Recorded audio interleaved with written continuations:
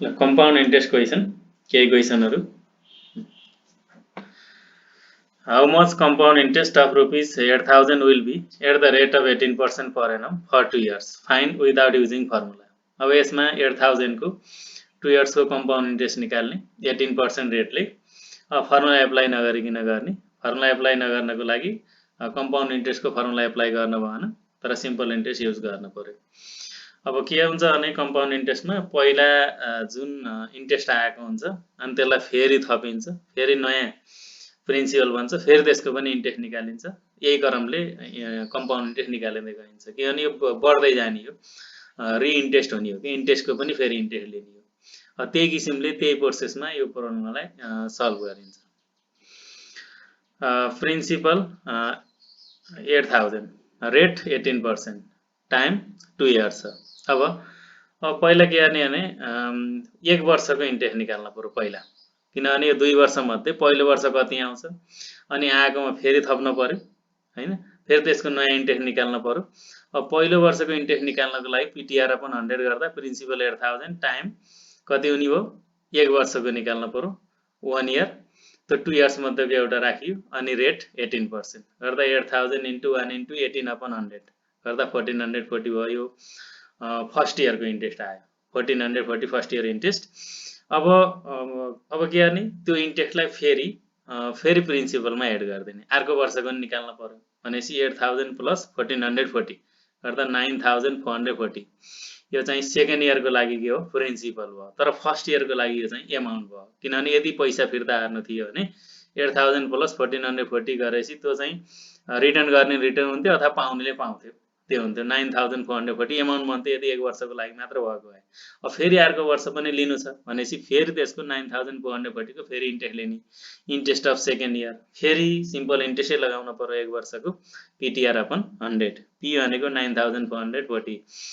Into 1 यो के भने टाइम हो 1 अनि रेट 18% नै भयो यसो गर्दा कति आ 1699.20 यो चाहिँ सेकेन्ड इयरको लागि इन्ट्रेस्ट आयो अनि चाहिँ कम्बाइन इन्ट्रेस्ट दुईटैलाई जोड्ने कम्पाउन्ड इन्ट्रेस्ट भनेको फेरि हामीले जुन प्रिन्सिपलमा इन्ट्रेस्ट थप्यो त्यसको पनि फेरि इन्ट्रेस्ट निकालेको 1699.20 भनेको रि इन्ट्रेस्ट फेरि अर्को इन्ट्रेस्ट आएको भनेपछि जम्मी दुईटा वर्षमा आएको इन्ट्रेस्ट कति पहिलो वर्षको इन्ट्रेस्ट 1440 प्लस अब दोस्रो वर्षको सेकेन्ड इयरको कति भयो 1699.20 गर्दा 3139.20 यो चाहिँ कम्बाइन इन्ट्रेस्ट भयो यो भनेको 2 इयर्स को कम्पाउन्ड इन्ट्रेस्ट यसमा फर्मुला एप्लाई गरिएन तर सिम्पल इन्ट्रेस्टबाट एड गर्दै गइयो यसलाई। अब अर्को question a person took a loan of rupees 46,875 if the rate of the compound interest is 4 पैसा पर रुपी per annum in how many years will the compound interest become rupees 5,853 अब यसको प्रिन्सिपल 46,875 छ अब रेट कति हो भने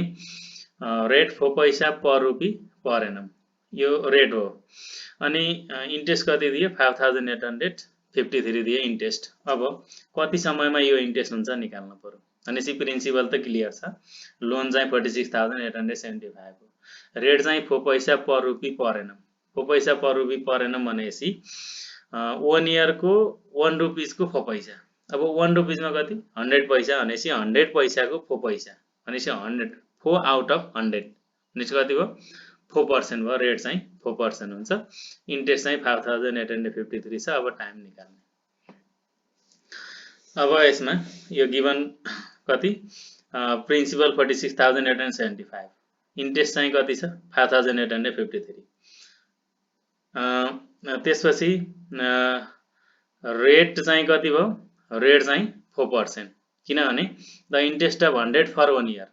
भनेसी 1 इयरमा कति हुने भयो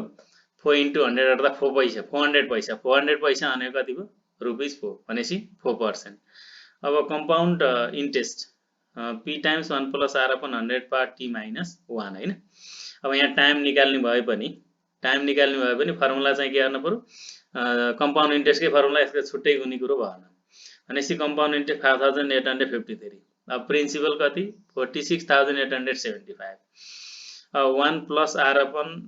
100 भनेसी 1 + 4 अपन 100 पावर t - 1 हैन। अब 5,853 divide by 46,875 equal to 1 plus 4/100 भनेपछि कति भयो 0.04 पावर टी अनि -1 अब के गरियो यो -1 राइट साइडबाट लेफ्ट साइडतिर लगेर एड गरिदिने एड गर्दाखेरि 0.1248464 यो 5853 लाई 46875 ले डिवाइड गर्दा आएको 0.1248464 plus 1 equal to 1.04 whole power t भनेपछि 1.1248464 equal to 1.04 whole power t अब 1.12484 भनेको 1.04 को पावर कति हुन्छ त्यो क्याल्कुलेट गर्न पर्यो अब यसलाई चाहिँ के गर्न पर्ने हामीले लग युज गर्न सकिने भयो लग 1.12484 अनि डिवाइड बाइ लग 1.04 गर्यो भने पावर आउँछ भनेपछि 1.04 power 3 equal to 1.04 power t भयो भनेपछि बेस इक्वल टु बेस हुँदा power equal to power this time equal to कति भयो 3 इयर्स भनेपछि 46875 को 3 इयर्स मा 4% रेटले इन्ट्रेस्ट कति हुँदो रहेछ 5853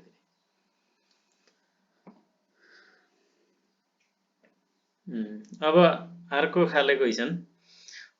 the difference between the compound interest and the simple interest on a sum of money for 2 years at the rate of 10% per annum is rupees 240 find the compound interest अब यसमा के छ compound interest र simple interest को 2 years को 10% रेटले difference चाहिँ 240 छ दुईटा इन्ट्रेस्ट बीचको डिफरेन्स simple interest र compound interest को भनेपछि टाइम 2 इयर्स छ 10% रेट छ 240 चाहिँ के छ दुईटा डिफरेन्स छ भने अब compound interest कति हुन्छ त्यो निकाल्नु अब कंपाउंड इंट्रेस्ट निकाल्नलाई त टाइम र रेट हुँदा के चाहियो प्रिन्सिपल चाहियो भनेपछि कति अब टाइम 2 इयर्स हैन रेट अफ इन्ट्रेस्ट 10% अब difference between compound interest and simple interest is rupees 240 अब यहाँ हामीलाई चाहिएको के हो प्रिन्सिपल चाहियो इन्ट्रेस्ट को लागि भनेपछि पहिला प्रिन्सिपल कति हो हामीले सपोज गर्ने x भनेपछि सिम्पल इन्ट्रेस्ट पहिला निकाल्न पर्यो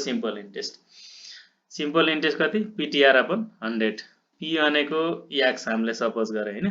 T भनेको time 2 years rate 10% x * 2 * 10 upon 100 equal to कति हो 0.2x भयो यो चाहिँ सिम्पल इन्ट्रेस्ट आयो 2 इयर्स को अब फेरि 2 इयर्स कै कंपाउंड इन्ट्रेस्ट कति P times 1 + r upon 100 power t - 1 गर्दाखेरि प्रिन्सिपल त x मानिएको छ भनेपछि x * 1 + 10 upon 100 power 2 - 1 this x into कति 1 plus 10 upon 100 भनेको 0.1 हो हैन भनेपछि 1 plus 0.1 1.1 होल स्क्वायर माइनस 1 गर्दा x into 1.21 minus 1 गर्दा 0.21 x भयो अब यसमा कंपाउंड इन्ट्रेस्ट र सिम्पल इन्ट्रेस्ट को डिफरेन्स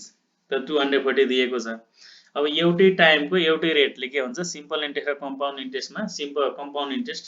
धेरै हुने भयो गर्दा या CI - SI इक्वल टु कति भयो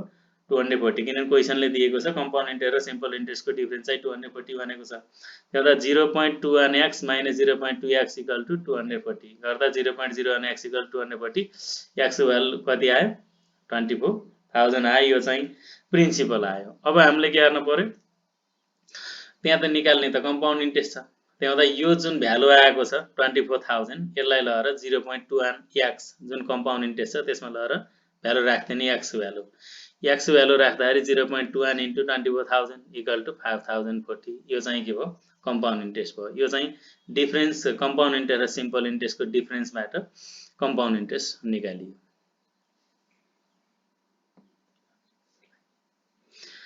amend deposit rupees 2000 in the fixed deposit accounts of the bank for the 2 years at the rate of 12% per annum. The interest is compounded semi-annually. How much will be the amount and the compound interest at the end of 2 years? अब के छ भने एउटा मानिसले deposit गर्यो कति 2000 2 years को लागि डिपोजिट गर्यो कति 12% रेटले 12% रेटले डिपोजिट गर्यो भने उले 2 इयर्स को इन्डमा सेमी एनुअली कंपाउंड इन्ट्रेस्ट कति पाउँछ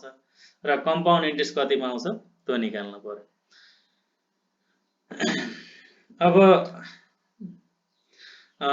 अब यसमा प्रिन्सिपल 2000 छ हैन टाइम 2 इयर्स छ रेट चाहिँ कति छ 12% छ अब के भनेको छ सेमी एनुअली कंपाउंड इन्ट्रेस्ट अनुसार यसको कंपाउंड अमाउन्ट कति हुन्छ र कंपाउंड इन्ट्रेस्ट कति हुन्छ त्यो निकाल्न पर्ने छ भनेपछि अब अब हामीले पहिला कम्पाउन्ड एमाउन्ट निकाल्नु यहाँ कम्पाउन्ड एमाउन्ट निकाल्नलाई सेमी एनुअल्ली अनि हाफ इयरली कम्पाउन्ड एमाउन्ट के भयो p times 1 plus r upon 200 power 2t भनेपछि प्रिन्सिपल 2000 छ 2000 इन्टु 1 प्लस कति r भनेको त 12% अपन 200 अनि टाइम 2 कति 2 इयर्स छ भनेपछि 2 इन्टु 2 हैन 2t हेर्दा 2 इन्टु 2 भयो 2000 अनि इन्टु 1 प्लस 12 डिवाइडेड भने 0.06 अनि 2 इन्टु 2 4 पावर 4 भयो 2000 इन्टु 1.06 पावर 4 अर्थात् 2000 इन्टु 1.26247696 यो मल्टिप्लाई गर्दा कति हो 2524.95 यो चाहिँ एमाउन्ट आयो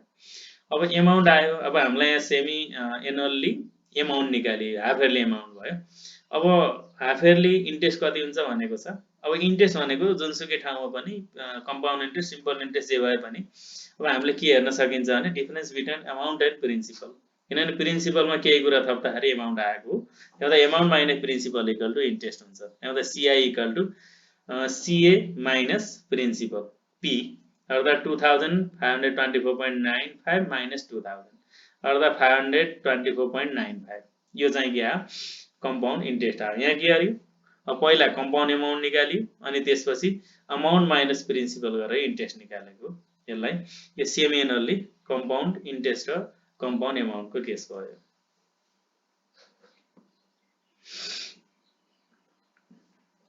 अब यो अलि फरक किसिमको छ radio costing rupees 6000 is depreciated per year and 2 years later its price becomes rupees 5415 find the rate of depreciation percent अब यो कम्पाउन्ड इन्ट्रेस्ट जस्तै किसिमले यसलाई पनि यो डिप्रिसिएसन र पपुलेसन ग्रोथ एन्ड के भन्छ कम्पाउन्ड इन्ट्रेस्टको केही रिलेसन छ ग्रोथ डिप्रिसिएसनको र कम्पाउन्ड इन्ट्रेस्टको त्यही टाइप्सले अब यो पनि त्यस्तै टाइपको क्वेशन हो नि त यो डिप्रिसिएसनको हो रेडियो कस्टिङ रुपीस 6000 यसको कस्ट छ depreciated per year to and 2 years later its price become rupees 5415 यो प्रत्येक वर्ष डिप्रिसिएट हुन्छ र डिप्रिसिएट भएर 5415 हुन्छ भने find the rate of depreciation in the percent भन्नु रेट अफ डिप्रिसिएसन कति आउँछ त्यो निकाल्न पर्यो भनेपछि यसको इनिशियल प्राइस चाहिँ 6000 छ र फाइनल प्राइस यो चेन्ज भएर आउँदा यसको प्राइस कति भयो 5415 भयो भने 2 इयर्स पछि यसको यदि चेन्ज भएर आयो 5415 भयो भने कसरी चेन्ज भयो त्यो हेर्न पर्यो अब इनिशियल प्राइस P अब यसलाई POP इनिशियल प्राइस भयो 6000 टाइम 2 इयर्स अनि फाइनल प्राइस PT कति छ 5415 हैन यो PT हो चेन्ज इन सर्टेन टाइम जहिले पनि चेन्ज भएर आउने चाहिँ PT भनेको इनिशियल चाहिँ P हुन्छ अब अगाडिको छ भने अगाडिको P भयो अहिलेको PT भयो अहिले छ भने अहिलेको P भयो पछाडिको PT भयो यसरी हुन्छ गुरु र डिप्रिसिएसनमा PT सानो देखिन्छ ग्रोथमा चाहिँ PT ठुलो हुन्छ निकाल्न पर्ने रेट अफ डिप्रिसिएसन R भनेपछि अब हाम्रो फर्मुला के भयो PT equal to P times 1 plus R upon 100 power T हैन यो चाहिँ डिप्रिसिएसन हो डिप्रिसिएट हुँदाखेरि माइनस राख्न पर्यो ग्रोथ छ भने प्लस राख्न पर्यो त्यो 1 माइनस R अपन 100 को ठाउँमा ग्रोथ भयो प्लस हुने भयो डिप्रिसिएसन यहाँ भएको हुँदा के भयो माइनस भयो भनेपछि 5415 चाहिँ यसको डिप्रिसिएटेड प्राइस भयो 5415 6000 चाहिँ इनिशियल प्राइस भयो 1 minus R upon 100 power 2 time 2 years छ अब यो 5415 divide by 6000 equal to 1 minus R upon 100 power 2 अब 5415 डिवाइड 6000 गर्दा 0.9025 भयो भनेपछि इक्वल टु अब यो डिवाइड गर्दा है अनि कति भयो 1 minus R upon 100 whole square अब राइट तिर स्क्वायर छ भनेपछि लेफ्ट तिर पनि स्क्वायर आउन पर्यो यो 0.9025 कतिको स्क्वायर त हामीले यसलाई चेक गर्न सकिन्छ कतिको स्क्वायर भयो 0.95 whole square equal to 1 minus R upon 100 whole square भयो अब स्क्वायर रेड्युस गर्यो भन्नाले हटायो भने यसलाई स्क्वायर रुट निकालेको है गर्दा कति भयो 0.95 equal to 1 minus R upon 100 फेरि 1 लाई ट्रान्सफर गरिन्छ अनि 100 ले मल्टिप्लाई गर्दा कति आयो R equal to 5 rate of depreciation equal to 5%